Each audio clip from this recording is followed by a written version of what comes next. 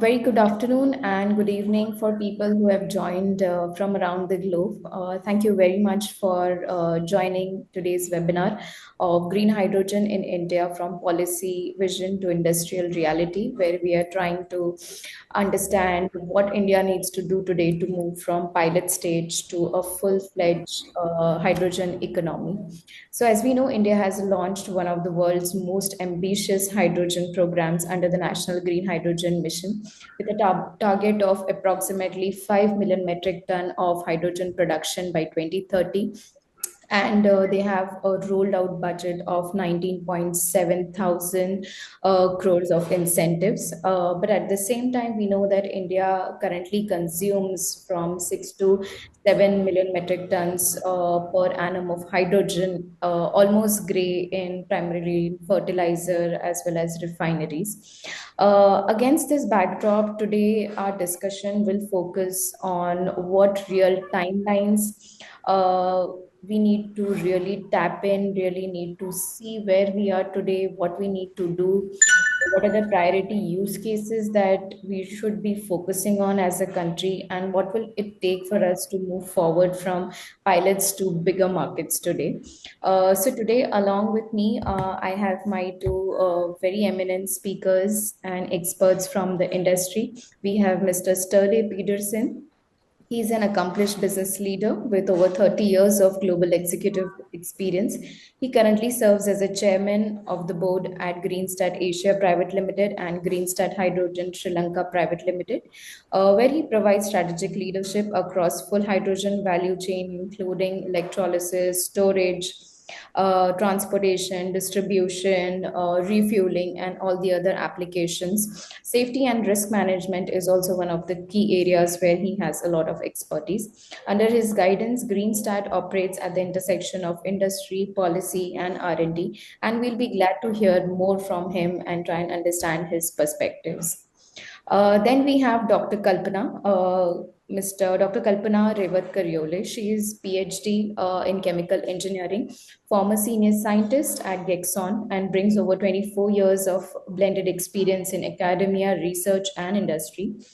She's also the founder and managing director of Sustainwheel Solutions Private Limited, a company based in Nagpur. And she's also had experience of working in Green Hydrogen Energy Services Private Limited as a principal consultant. She has played instrumental roles in developing centers of excellence in process safety and risk management in hydrogen economy at IIT Delhi. Along with this, she has developed multiple expert talks at different programs that have been very impactful from a country perspective. So, welcome to you, both our speakers and experts, for this webinar, and thank you for joining. I would also like to take this opportunity to inform all our attendees about our new program that we are launching at P Manifold EV Acad, which is a Green Hydrogen Masters program. This program is an initiative by our team where we are trying to upskill people, upskill our manpower globally to cater to this green hydrogen revolution that's taking place all over. This is not just about learning something. The outcomes are very well industry oriented.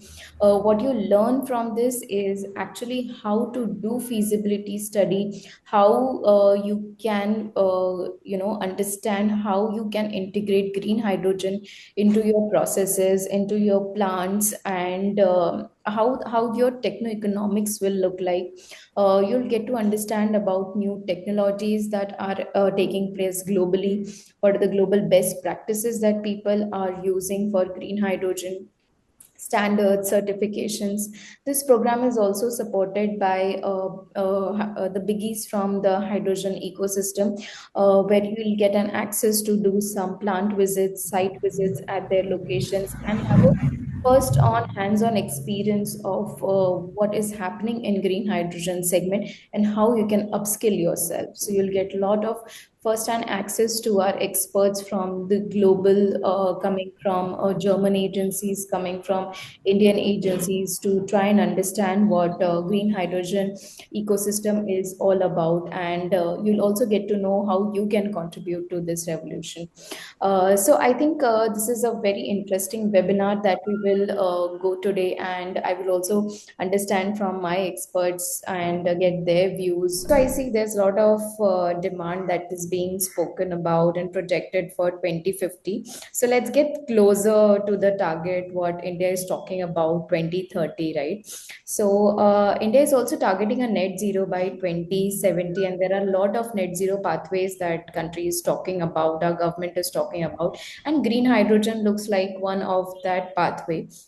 But today, as we see India's ecosystem, as we are listening to a lot of news, we still see that we are in more of a pre-final investment decision phase today in the country. And also different analysis showcases that green hydrogen before 2030 will be limited in terms of adoption and overall.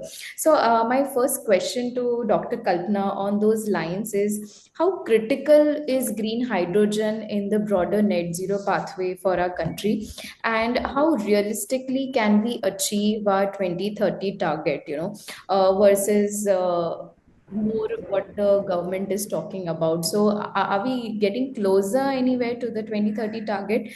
Because news always tell that we are going to miss the 5 million metric tons of target. So your views on that? Yeah. Hello. Am I audible? Yes, you are. Yeah. Thank you, Yamini, for the question and having me on this panel discussion. So, yes, it is very crucial.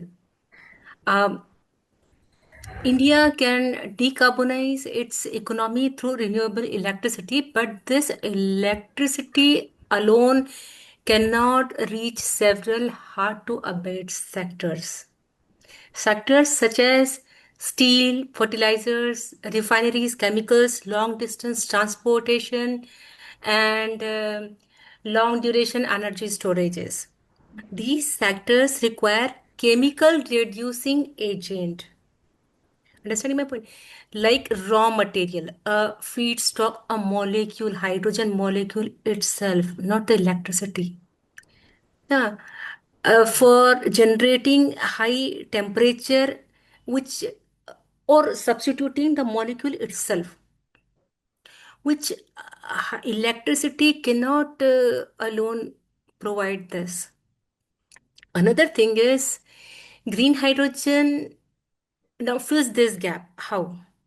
It acts as a bridge between renewable electricity and industrial decarbonization.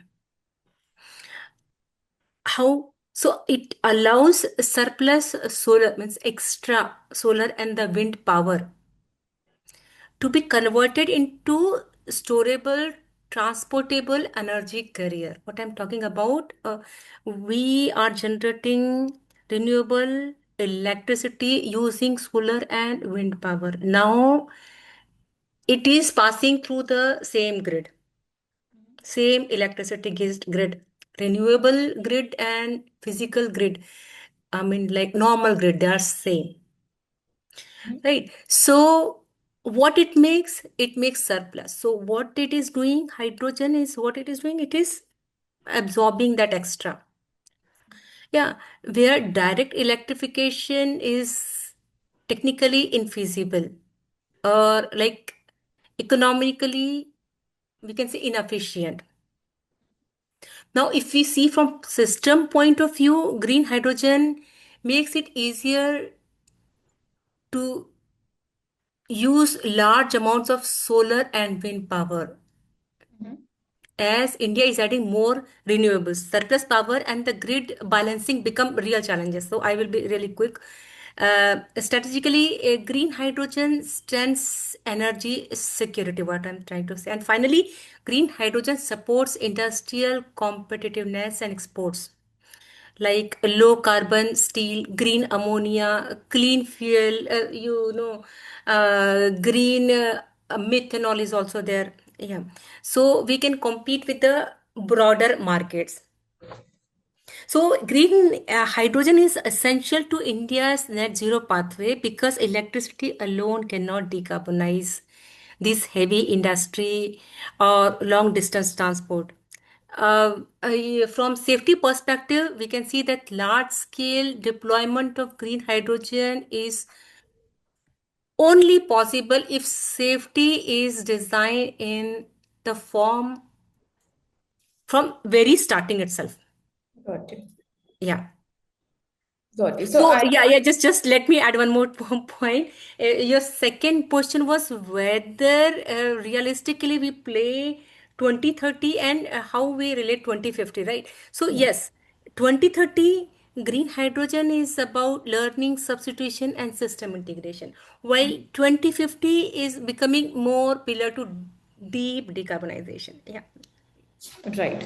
So I think thanks for that quick. So yes, green hydrogen is critical, but then 2030 looks like more like a learning curve for us. learning. We reach and do a proper decarbonization by 2050.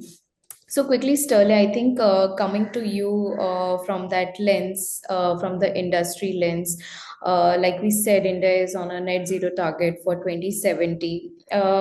You have been speaking to a lot of policymakers, industry people in your work, in your duration.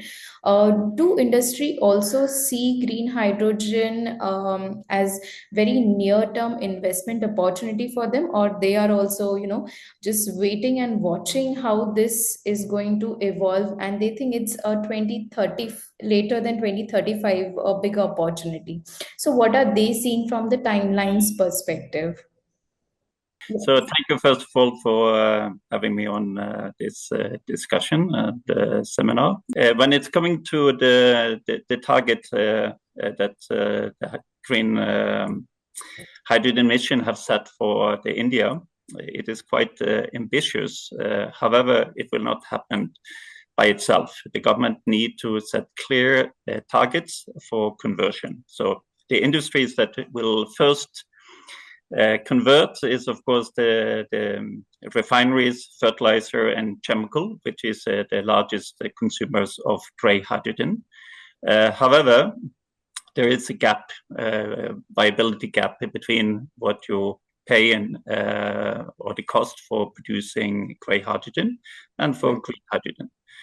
So in order to make the industry make a decision to convert, there has to be policies in place. And we have given advice to the government of India, but also other governments, that this will not happen by itself. Because investors will always look at what is the cost to produce and what is the customer off-takers are willing to pay. And what we see is today, just as you indicated as well, many are sitting on the fence and see what the government is going to do to close this gap. What the government have done so far is actually to incentivize the supply and have ignored the demand side of it. And nothing is going to move if the demand side is not focused upon, because what we see today is that there is no long-term commitments. So that is something that needs to be addressed. The 5 million tons that has been indicated is approximately the half what is expected by 2030 as well. So again, yes, it's very ambitious, but on the other hand, it is perhaps not ambitious enough. But I'm sure that we will address these things a little bit later.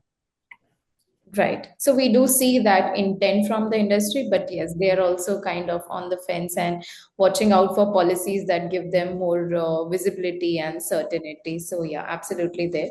So Dr. Kalpana, like you were Yeah. saying that renewable energy is not only the pathway, we need to do more.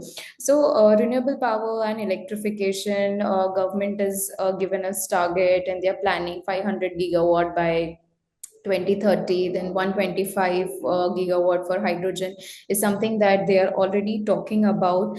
And sectors like steel, fertilizers, they are the largest industrial consumers of energy and energy intensive. So now to just narrow down more on this topic, what do you think from energy perspective, from your energy systems perspective, which for which industry there will be more value of having green hydrogen, so which will have the strongest value proposition compared to direct electrification and other low carbon options, right? So would you like to help us dive deeper into which industries would see more of adoption of green hydrogen? And I think I will just reframe it otherwise, who should not adopt green hydrogen, if Okay. that makes the picture more clearer, at least for now, from the technology perspective. And I'll also just take a moment while you also talk about it. I would like first poll to be floated to the audience as to where do they see that before 2030 they'll see a lot of movement, or it is the most critical segment where green hydrogen will play a role. So if our backend team could just roll out a poll for the audience while Kalpana ma'am highlights her thoughts. Yes. To answer your question, as in the previous questions, I described a lot about the sectors where green hydrogen is much more applicable. So we can clearly see where this green hydrogen cleanly wins. So it will be the chemical reduction or a feedstock like in the steel, ammonia refining, where already green hydrogen is there. Hmm. Yeah. Then seasonal and long duration energy storage systems. Mhm.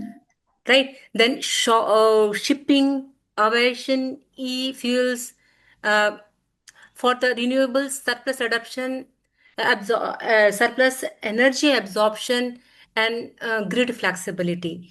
Where hydrogen is not best for, Mhm. it is not best for the passenger cars, short distance transportations, Mhm.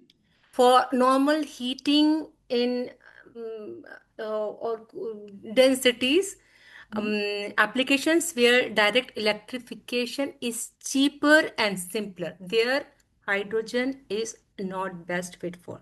So we can say electrify whatever you can, but use hydrogen where you must. Okay. Yeah, where electricity cannot go and can do that stuff, there we have to go for hydrogen. Yeah, Yamini. Great. Uh, So I think you're also helping us prioritize sectors. So it's chemical, then energy storage, and then shipping. But what not to go for in a short term is something that you're saying is more about passenger cars. So transportation is somewhere you say that you don't short distance transportation, not a short. long distance, where heavy batteries are involved, heavy storage are involved. Right, Hydrogen. because it has its own efficiencies, drawback when it comes to hydrogen. But yes, of course, we can explore for heavy duty vehicles. Can we also look at the answers? Okay, so yes, I think hard to abate industries like refineries is something that the audience is also aligned with us. So yeah. So Sterling, when we talk about these priority sectors, where Indian industries are also willing to adopt green hydrogen, is that something similar? This line of priority. So chemicals is something that people are very open to adopting hydrogen because they're already using hydrogen in their processes, followed by energy storage. So are you also on this side of the priority sectors?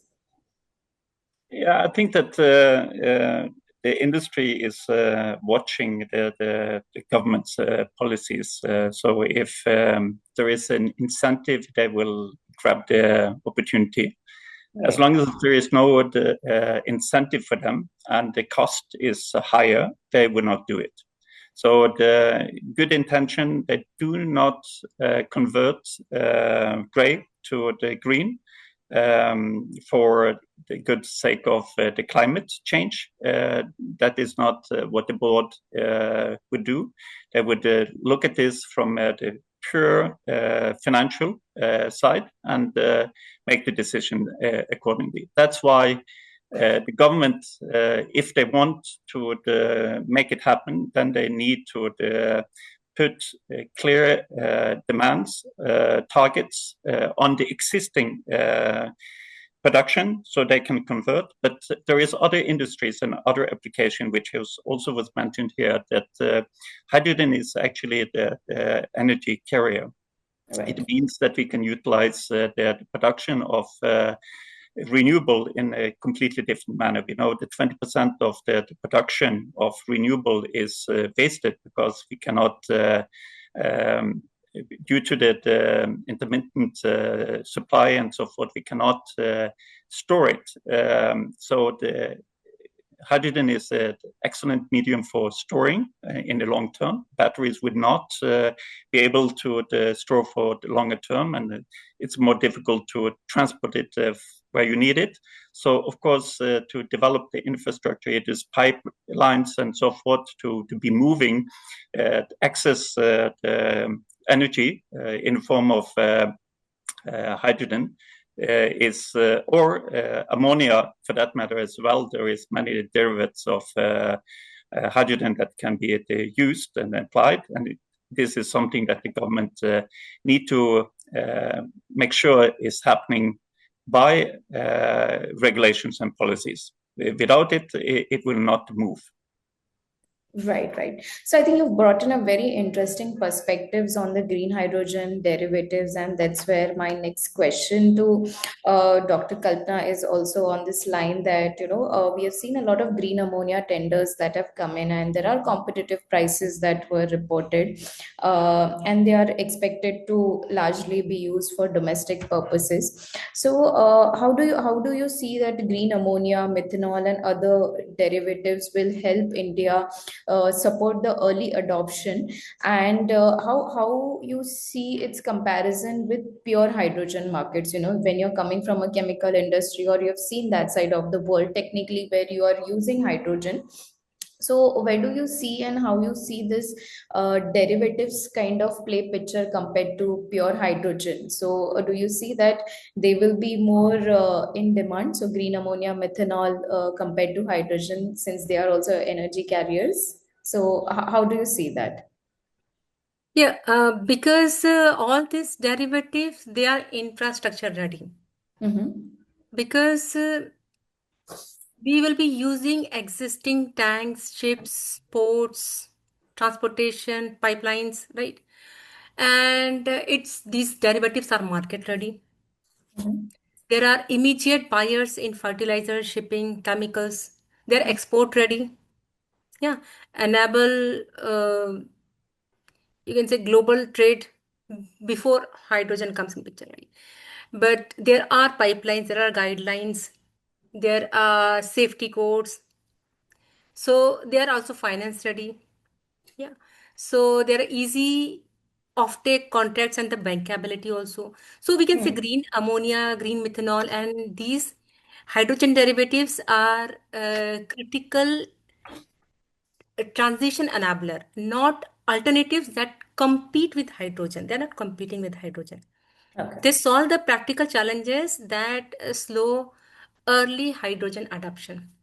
Okay. So Especially, so this is how we see it. right. So they look more like a stepping stone and not the Exactly. end part of it. Yeah. So definitely. So Sterling, coming to back again to you. So we see there's a lot of adoption in refineries and fertilizers. So when we are talking about green hydrogen, refineries and fertilizers are major demand centers, and they are currently backed by there's little backing, very little backing compared to what we were thinking as analysts for green hydrogen offtake, right? So offtaker has is becoming a challenge. So as in our multiple conversations we have had in past, we spoke about, okay, pilots are picking up, but we're not seeing that kind of results overall.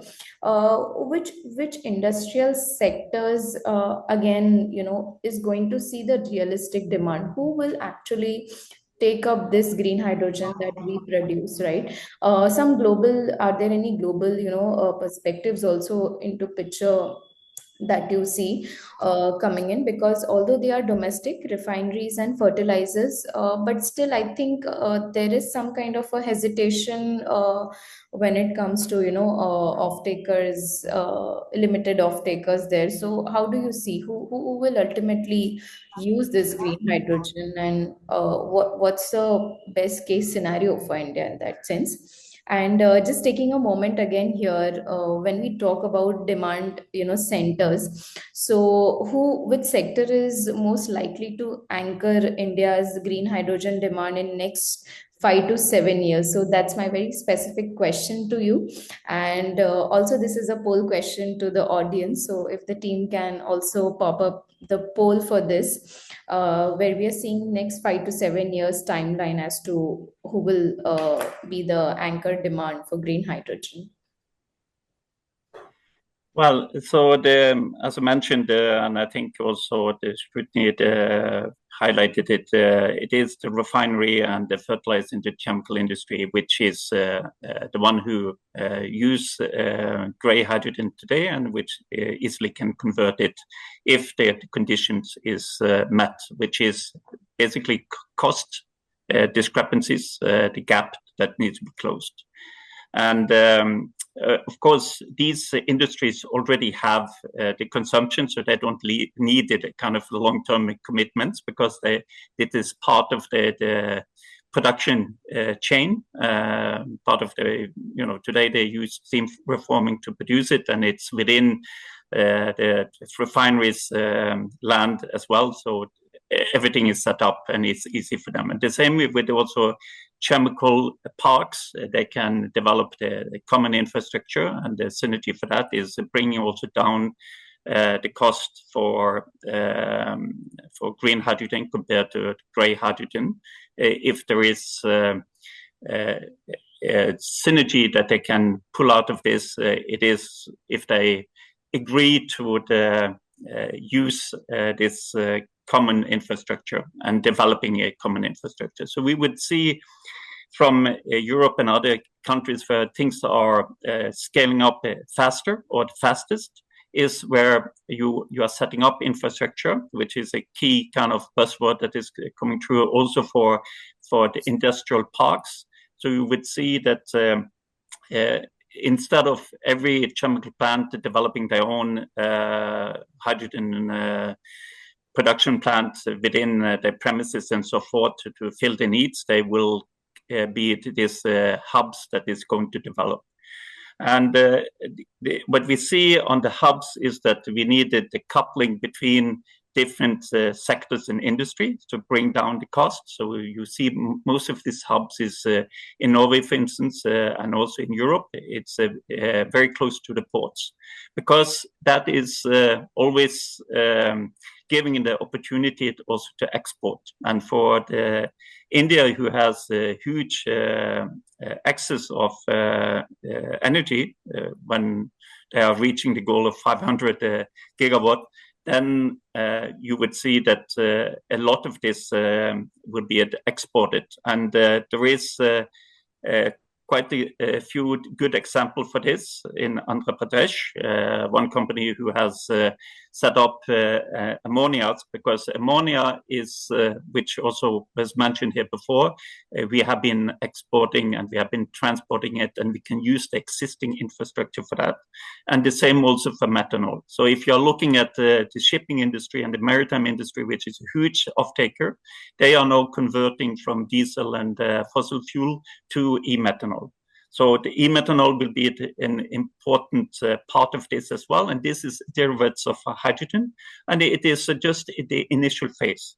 But we have to keep in mind that in 2050, if you are believing what the prediction is to the International Energy Bureau, 22 to 25% of the total energy mix will come from hydrogen and its derivatives. That means that it will have not only importance influence on the industries, every sector will be influenced by this, because we will, of course, consume electricity as we produce it. We would never kind of produce electricity and then make green hydrogen and then back to the electricity again if we don't need to store it. So that's why I'm saying that green hydrogen is a storing medium primarily, but can also, of course, be used in other applications like ICE technology for combustion and so forth.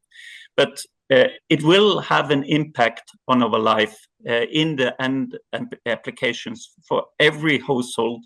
We will just need to develop the infrastructure, and the infrastructure, unfortunately, take time to develop.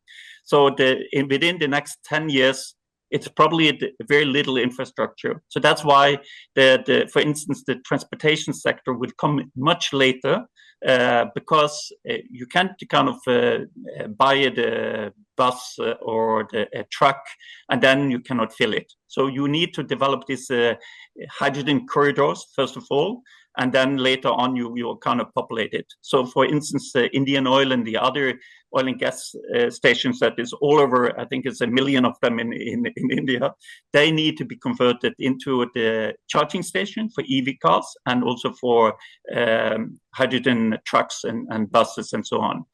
And we need to kind of keep in mind the characteristics of hydrogen.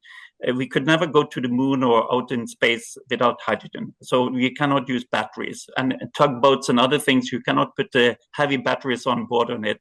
It is not useful. And in mining and so forth, there is potential for hydrogen that will come, but we are lagging behind in innovation and to apply it, because the supply infrastructure is not in place. And then that's why demand is, everybody is waiting to see when would it break even fast, when would it be the right thing. And that's where the government needs to do much more than what they currently are doing. Right. So I have two follow-up questions to what you just mentioned. I mean, very interesting points on the exports, on the pricing as well that you mentioned, Sturle. So exports is something, yes, definitely India is looking forward to, where they're thinking about capturing 10% of the global hydrogen demand that India wants to cater, overall. And then, as you mentioned, states like Andhra Pradesh, Gujarat, and Odisha, they're doing a lot on their port infrastructure, right? So they're working a lot on that aspect.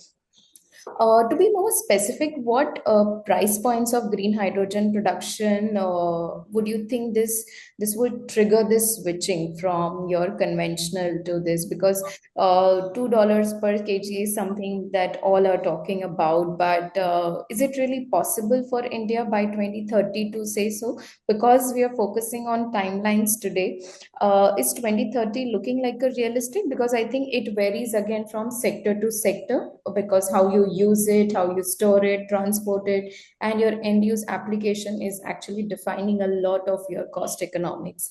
So any price points that you would want us or highlight, that are influencing, and what will make this switch, from moving from conventional sources to hydrogen?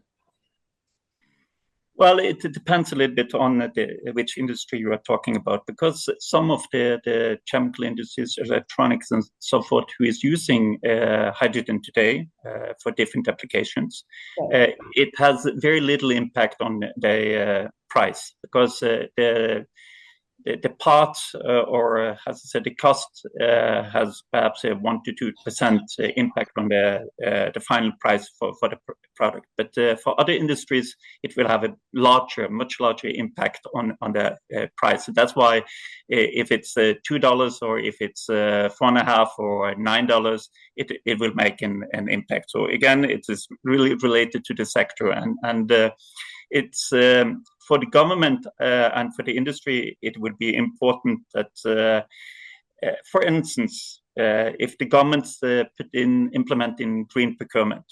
Green procurement means that the government say that, okay, if you want to have a license to drive a taxi or bus or ferry or whatever, then this ferry needs to be the EV ferry or a hydrogen ferry.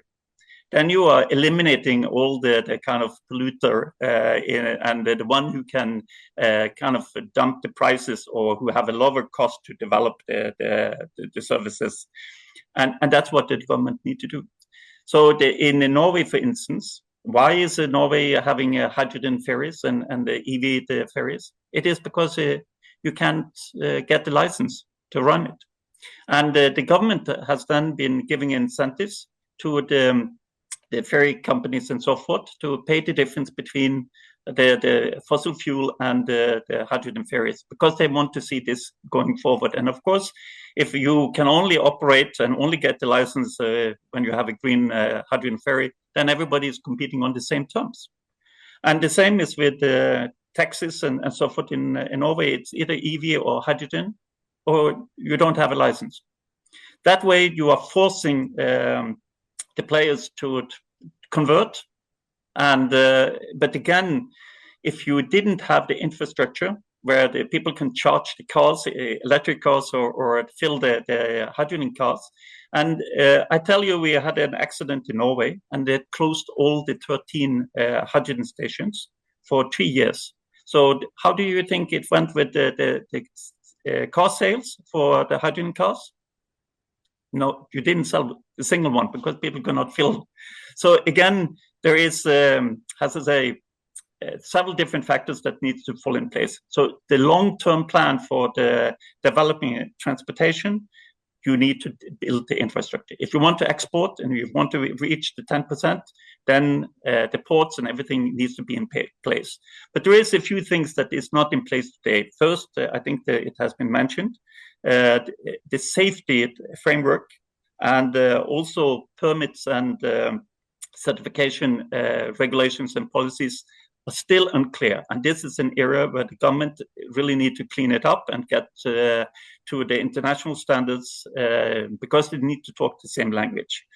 We know that in India, it was, different regulations and policy for the different states. So you could, in fact, not move high-pressured hydrogen from one state to another because they had different regulations. And this is also in the international communities. We need to make sure that we are not having any of the surprises or we cannot move it because we are not fulfilling the international standards, either it's on safety or in any other of the areas. Got you. No, I think that's very right. I think supply side ecosystem is very, very important, from that perspective.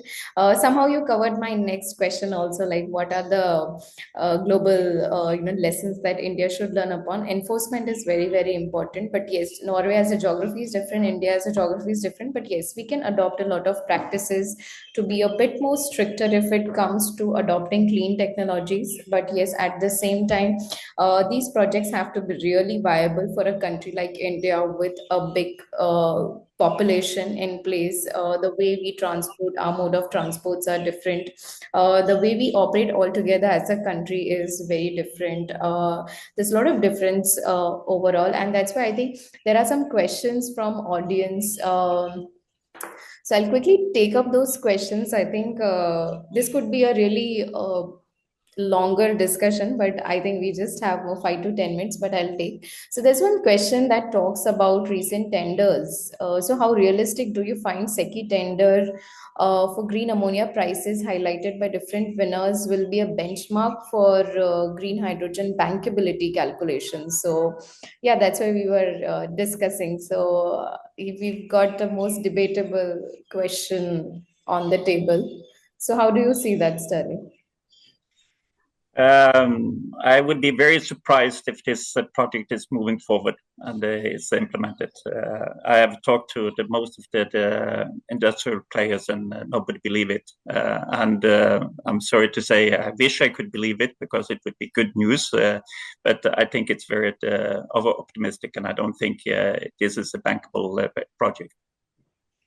It's too much, too fast, and we need to be kind of realistic. But we have to go together because nobody can kind of drive this by themselves. And that's why the government and the public and even academia, they have to work together to find the best solutions to bring down the prices. And then we need to work on the infrastructure because we all depend on it. And it shouldn't be someone who have monopoly on this. It should be government facilitating for it. So we can make sure that we can produce affordable energy and to fulfill this requirement of the security and so forth. But the infrastructure is the bottleneck today. And that means we need affordable electricity, predictional prices and so forth. And we must make sure that our framework is mirroring international standards. Right. No, I think absolutely we are on that point on similar lines that yes, that we need a safe infrastructure altogether, following all the safety norms that follow all the international best practices. My last question to both of you, to Dr. Kalpana and Sturle. So we've spoken about what we can do, but then what's the single biggest bottleneck today that we are seeing in green hydrogen, and which must be solved first? Cost, I understand, cost is very, very important because that's where the businesses will be viable, where there'll be interest. So apart from cost, if you have to pick and prioritize one more, which is one of the biggest bottleneck, so would like to know, Dr. Katna, from you, what should we address first? I think for addressing, I can say that as from different production methods, if we see, so electrolysis method is the most promising one because it uses to stabilize the gridding, and for that we have to have electrolyzers to be very much promising. So we should act for that first, I guess. That must be the priority from my side. Yeah. Sure. And yeah, that is a system integration. Altogether, it's a system integration. I'm not saying that way, but Right. But you want that's us why. to focus on production and make it more efficient as it Yeah, can be. can Right. be. Yes, Sterling, and your views on the biggest bottleneck that we see today. I think we have mentioned it a couple of times. It's standardization of offtake agreements because without demand, doesn't matter whatever technology they have in place. I believe that technology is in place. Of course, there is a lot of efficiency. Now we have 180 manufacturers of electrolyzers. I think that 150 of them or even more is just new kids on the block who doesn't have the experience, who doesn't have the documentation, don't have the safety standards under the skin. And it is important for the industry to make sure that they are choosing the right supplier of equipment. Either it's a balance of the plant. Most of the projects in India has failed because the balance of the plant subcontractors and so on are not aware of the quality requirements, safety requirements that needs to be fulfilled. So I would say centralization of offtake agreements and also the prices that is for electricity that is in a long-term perspective is stabilized. And then safety it needs to be a red thread through everything that we do.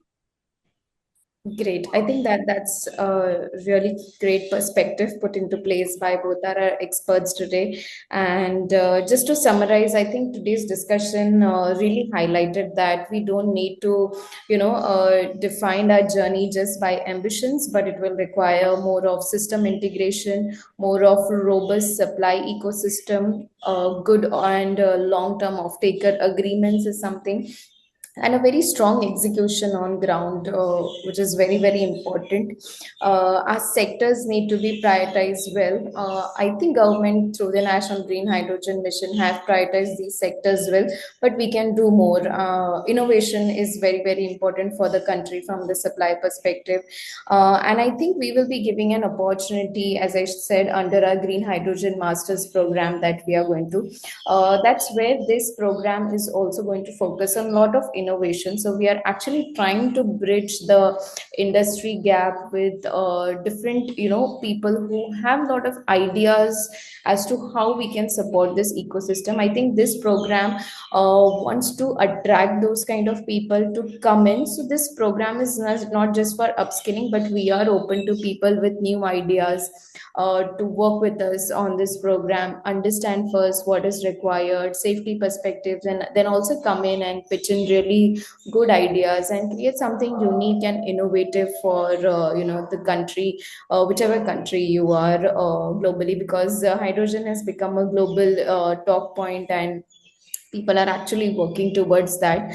So I would urge all people to at least go visit the page and look out for yourself, because the modules are really designed to cater to all the issues that we discussed today with the green hydrogen ecosystem. This is an initiative where we are trying. We have Mr. Sturle also will be a part of this program. He will be taking up modules related to safety. He'll be also one of our expert to help us curate this program. So I urge all the attendees to have a look at it and also quickly fill out the feedback form that has been floated for this towards the end of this webinar. But yes, thank you, Dr. Kalpana and Mr. Sturley, for your time and efforts and highlighting and curating your answers so well. I hope to have you again on some of the sessions dedicated to individual segments. So safety, definitely, Sterling, we would like to deep dive into that. What safety means for hydrogen ecosystem, what all areas that we need to focus, because you're coming from that space where you understand that segment very well, and you've been supporting a lot of companies on their safety aspects. So really, thank you, and glad to have you all. Thank you so much.